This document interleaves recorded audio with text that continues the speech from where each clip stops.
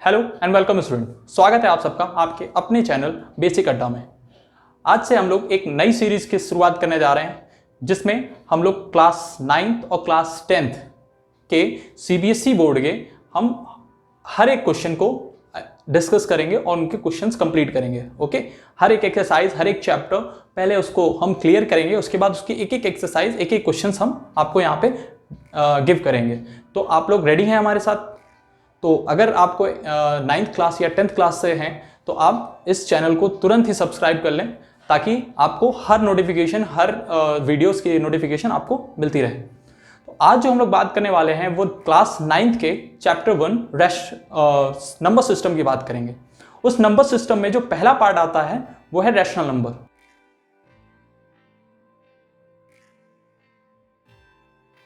हाँ, तो आज हम रैशनल नंबर पढ़ रहे हैं। तो सबसे पहले हम रैशनल नंबर की डेफिनेशन देख लेते हैं कि रैशनल नंबर की डेफिनेशन क्या होती है। तो रैशनल नंबर कह रहा है कि the number which written in the form of p upon q is called rational number. It means when the number is written in the p upon q form is called fraction form. Okay, and p upon q means p is a numerator and q is a denominator. ठीक है, तो जब p upon q के form में अगर कोई number है तो हम उसको रैशनल नंबर बोलते हैं। उसमें भी एक कंडीशन है, if the denominator is doesn't equal to 0। It means अगर जो डिनोमिनेटर है यानी कि जो हर है, हिंदी में इसको हर और इंग्लिश में डिनोमिनेटर बोलते हैं, तो जो डिनोमिनेटर है यानी हर पार्ट है वो अगर 0 नहीं है तो ही वो नंबर रैशनल नंबर हो सकता है, अन्यथा नहीं। ओके, तो इसके कुछ एग्जांपल हमारे सामने देख पा रहे हैं, जैसे ये 2/5 एक फ्रैक्शन फॉर्म भी है और एक रैशनल नंबर भी है। व्हाई? बिकॉज देयर इज जो डिनोमिनेटर है वो 0 नहीं है। सेम इसी तरह अगला एग्जांपल एक देखते हैं, -7/2। -7/2 is also a fraction form and there is no denominator is 0, then it is also a rational number। अब हम यहां बात करते हैं सिर्फ 2। अगर यहां पे 1 नहीं होता और सिर्फ 2 होता तो क्या हम इसको रैशनल नंबर ना बोलते? बिल्कुल बोलते। क्यों? क्योंकि किसी के नंबर के नीचे अगर कोई भी नंबर नहीं है इसका मतलब उसके नीचे 1 है। तो इस 1 की जो वैल्यू है हम इसको एक फॉर्म दे देते हैं, तो यहां पे 0 तो नहीं है, तो 0 नहीं है इसका मतलब ये, इसको हम रैशनल नंबर बोल सकते हैं। सेम इसी तरह अगर -7 के नीचे भी कुछ नहीं है तो उसके नीचे 1 ऑलवेज होता है और वो 1 होने की वजह से हम -7 को भी क्या बोल देते हैं? एक रैशनल नंबर बोल देते हैं। ओके, इसी फॉर्म में देखा जाए तो अगर 2 के नीचे 0 है या इस फॉर्म में अगर नंबर लिखा हुआ है तो वो कभी भी क्या नहीं हो सकता? रैशनल नंबर नहीं हो सकता। ठीक है, आइए और कुछ इसके बारे में जानते हैं। हमने नंबर लाइंस के बारे में पढ़ा है जब हम इंटीजर पढ़ रहे थे। ओके, तो उस इंटीजर के फॉर्म में हमने देखा है 0 1 2 3। जब हम 0 से राइट साइड की तरफ जा रहे होते हैं तो नंबर्स पॉजिटिव होते हैं और 0 से लेफ्ट साइड की तरफ जब जा रहे होते हैं तो नंबर्स नेगेटिव होते हैं। ओके, अब इस फॉर्म में हमने देखा जाएगा 0 से 1 के बीच में हम अगर डिवीजन करें उस लाइन का, 0 से 1 के बीच की जो लाइन है उसको हम अगर डिफरेंट पार्ट्स में उसको ब्रेक किया जाए तो उसमें जो पार्ट्स बनते हैं वो फ्रैक्शन का फॉर्म या रैशनल फॉर्म में डिवीजन होता है। जैसे अगर हमने 0 से 1 तक का पार्ट हमने 10 पार्ट्स में डिवाइड किया है तो हर एक पार्ट जो होगा वो फ्रैक्शनल होगा। वो कैसे होगा?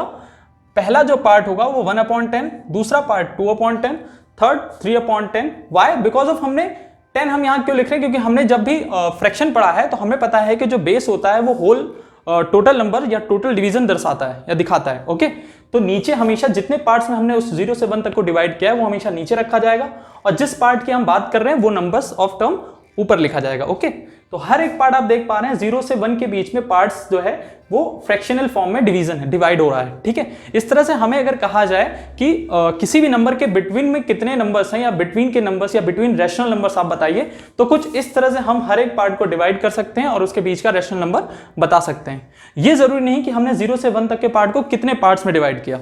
Okay okay, understand now. अब यहां पे मेरे कुछ क्वेश्चंस हैं, हम उनका थोड़ा सा डिस्कस कर लेते हैं। जैसे पहला क्वेश्चन है, is 0 is a rational number? तो इज 0 अ रैशनल नंबर और नॉट? या 0 is a rational number. Why? Because of 0 की बात की जाए तो 0 के नीचे कुछ नहीं है, इसका मतलब 1 है, तो हम इसको इस फॉर्म में लिखा जा सकता है या नहीं? तो आप ये देख पा रहे हैं ये p/q का फॉर्म दिखा रहा है हमें, जिसमें q जो है वो डज नॉट इक्वल टू 0 है, इसलिए हम ये कह सकते हैं कि 0 is a rational number. Okay, now second question पे आते हैं, every whole number is a natural number? Does it? No, why? Because of whole number is start with 0। जैसा कि अगर हमने पिछले 6th-7th क्लास में पढ़ते आए हैं कि whole number always start with 0 and natural number start with 1। Okay, तो ये डिफरेंस बहुत बड़ा होता है कि होल नंबर हमेशा, होल नंबर यानी कि देख पा रहे हैं होल नंबर में जो ओ आ रहा है वो 0 को दर्शाता है, तो हम हमेशा इसे ध्यान रख सकते हैं कि ओ जो है 0 से शुरू होता है, यानी होल 0 से शुरू होता है और नेचुरल नंबर ऑलवेज 1 से शुरू होता है। ओके, तो हम यहां पे कह सकते हैं कि every whole number natural number नहीं होता है, क्योंकि 0 एक नेचुरल नंबर नहीं है। ओके, नाउ नेक्स्ट क्वेश्चन पे आते हैं। Every integer is a rational number, does it और नॉट? क्या हर एक इंटीजर जो हो सकता है रैशनल नंबर हो सकता है? यस, बिल्कुल हो सकता है, इट इज ट्रू। वाई? आप चेक करके देख सकते हैं, -5 इज अ इंटीजर। ओके, अब हम बात करते हैं रैशनल नंबर है या नहीं। क्या इसके नीचे अगर 1 लिखने पर ये रैशनल नंबर में बदल जा रहा है, नहीं बदल रहा है? जैसा कि आप देख पा रहे हैं, अगर -5 है उसके नीचे 1 अगर लिख गया है तो इसका मतलब वो रैशनल नंबर में बदल गया। तो कोई भी अगर हमारे पास इंटीजर लिखा होगा तो उसके नीचे 1 तो है ही, ये तो अंडरस्टूड पार्ट है कि 1 तो होना ही है, तो वो किस में चेंज हो जाएगा? तुरंत रैशनल नंबर में चेंज हो जाएगा। तो अगर ये जो क्वेश्चन कहा जा रहा है कि क्या हर इंटीजर, यानी हर इंटीजर जो होता है वो रैशनल नंबर हो सकता है, जी हां, बिल्कुल हो सकता है। ओके, नेक्स्ट पार्ट पे आते हैं। क्या every rational number is integer? No, why? Because there is no chance of 3/5 is a rational number और एनी अदर पार्ट। ठीक है, ये तो रैशनल नंबर है बट इंटीजर नहीं है।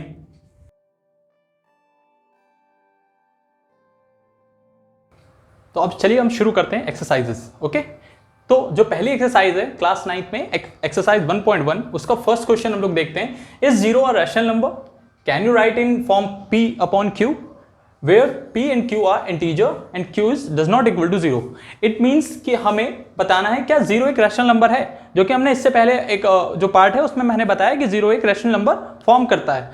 बट कैसे? जब इन्होंने कहा कि हमें क्या ये P/Q के फॉर्म में लिखा जा सकता है? यस। तो सबसे पहले क्वेश्चन का आंसर देते हैं, is 0 a rational number? Yes. Okay, yes, and 0 is a rational number.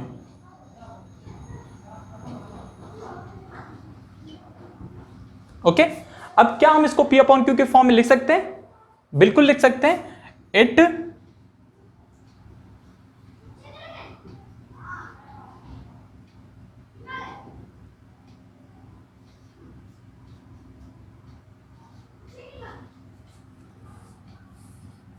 Okay, हम इसको इस फॉर्म में लिख सकते हैं, बिल्कुल लिख सकते हैं। तो जिससे ये प्रूव हो जाता है, जहां पे आप देख पा रहे हैं 1 and 2 इज नॉट 0।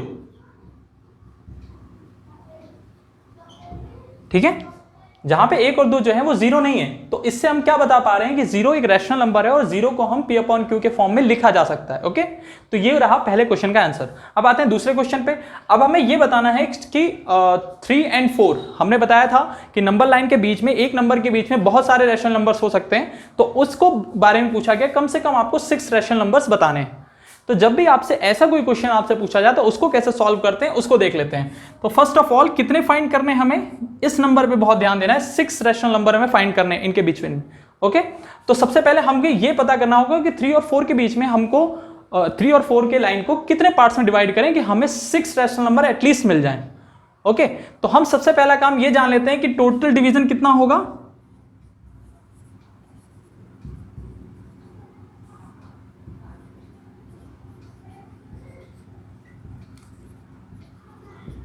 6 और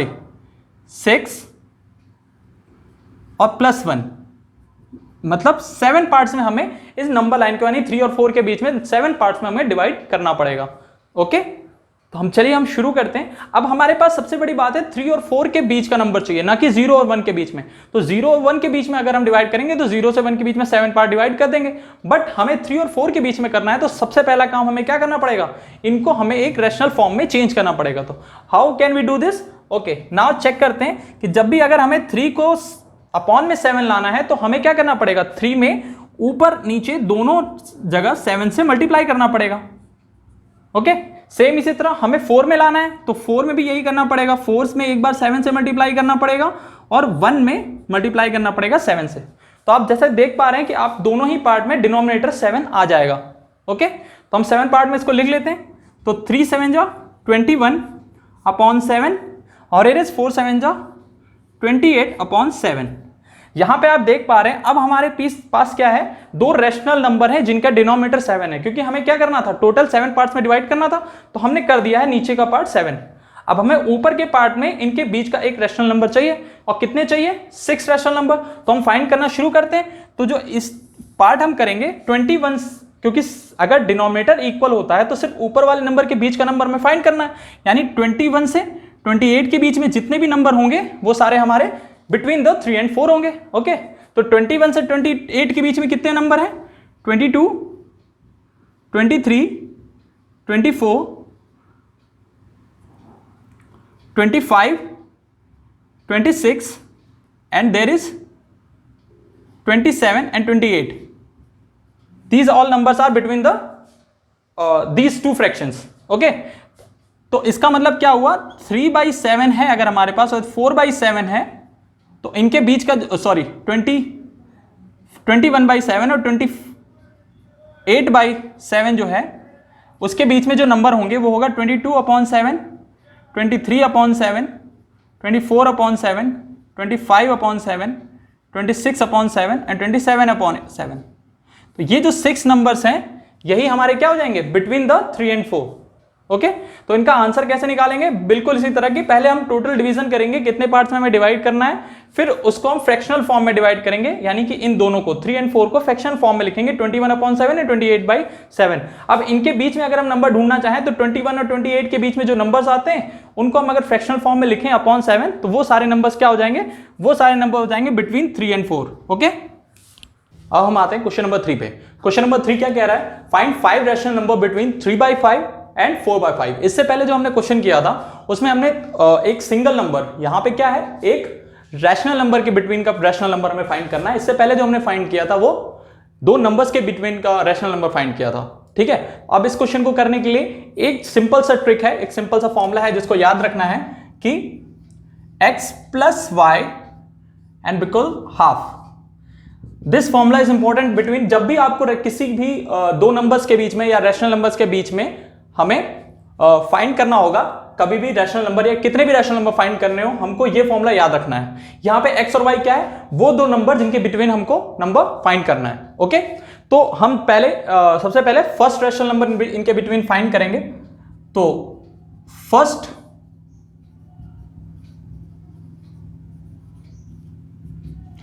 रैशनल नंबर की बात करें तो सबसे पहले पार्ट है 1/2, x जो होगा वो 3/5 यानी कि 3/5 प्लस y जो होगा वो होगा 4/5 एंड देन सॉल्व इट।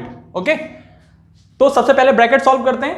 आप देख पा रहे हैं दोनों का डिनोमिनेटर इक्वल है, तो हम सिर्फ न्यूमरेटर को ऐड करेंगे, यानी कि 3 + 4/5 एंड ब्रैकेट के बाहर 1/2 अवेलेबल है। ओके, 3 + 4 इज 7/5, 1/2 मल्टीप्लीकेशन, और इन दोनों का मल्टीप्लीकेशन होगा 7/10।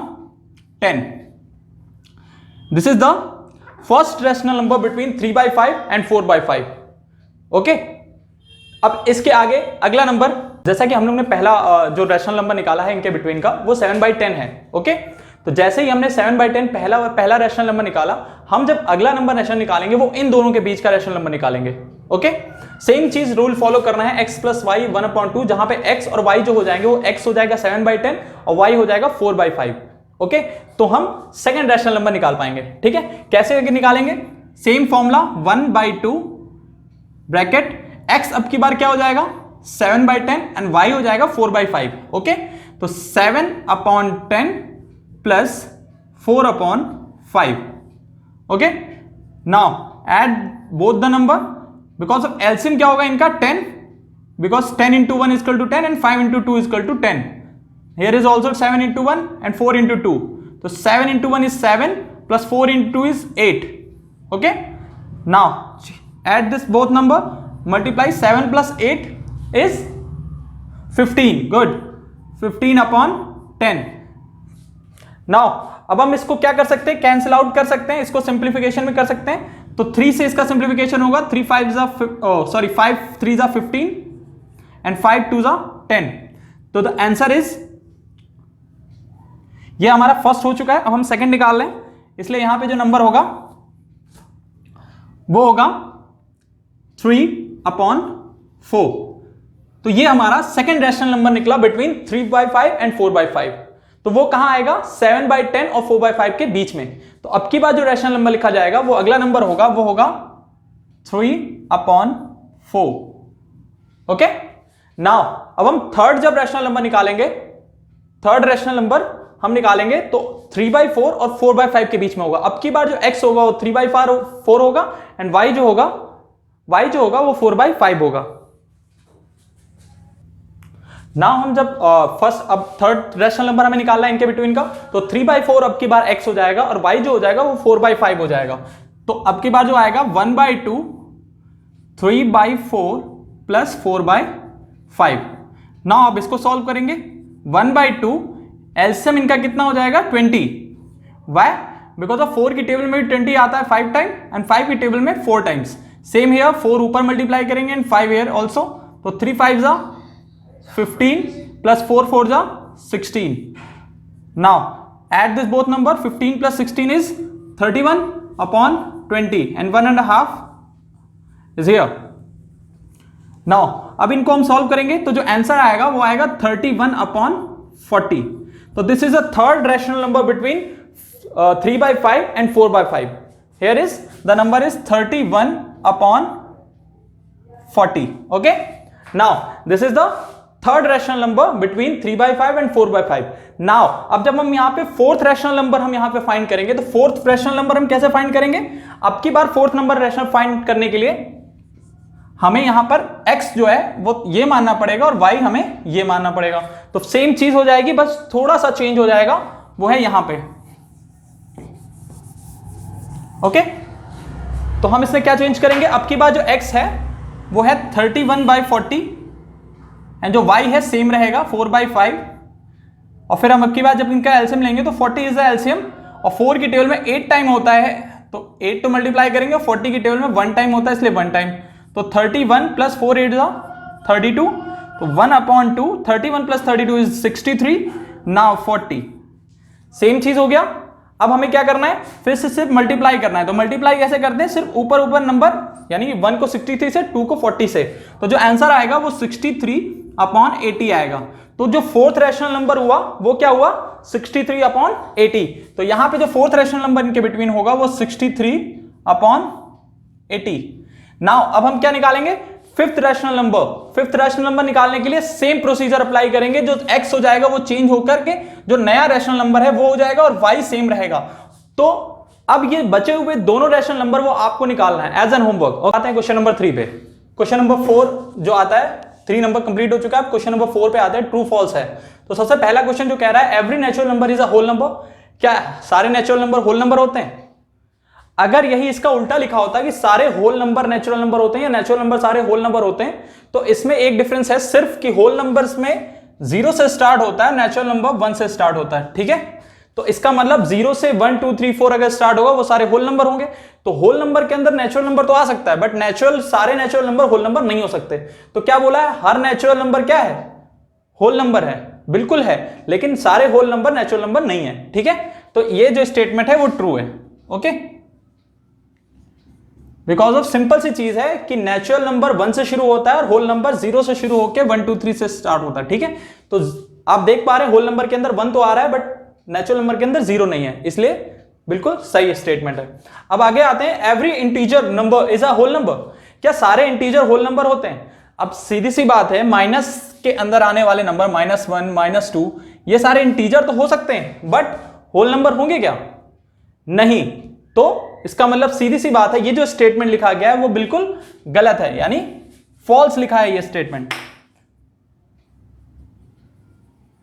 ओके, अब नेक्स्ट जो थर्ड पार्ट है, every rational number is a whole number. क्या सारे रैशनल नंबर होल नंबर हो सकते हैं? नहीं, बिल्कुल नहीं हो सकते। क्यों भाई? अगर रैशनल नंबर लिखा जाता है वो 3/5 2/5 इस फॉर्म में लिखा जाता है, जबकि होल नंबर क्या होते हैं? होल नंबर होते हैं 0 1 2 3। ओके, तो कहां आपको सेम दिख रहा है? क्या कोई भी रैशनल नंबर आपको होल नंबर लग रहा है? नहीं, बिल्कुल। तो ये जो स्टेटमेंट लिखा है वो भी फॉल्स है, इस वजह से ये जो स्टेटमेंट है ये भी फॉल्स है। ओके, तो आज आपकी ये एक्सरसाइज 1.1 खत्म होती है। अगली एक्सरसाइज के नेक्स्ट वीडियो देखिए।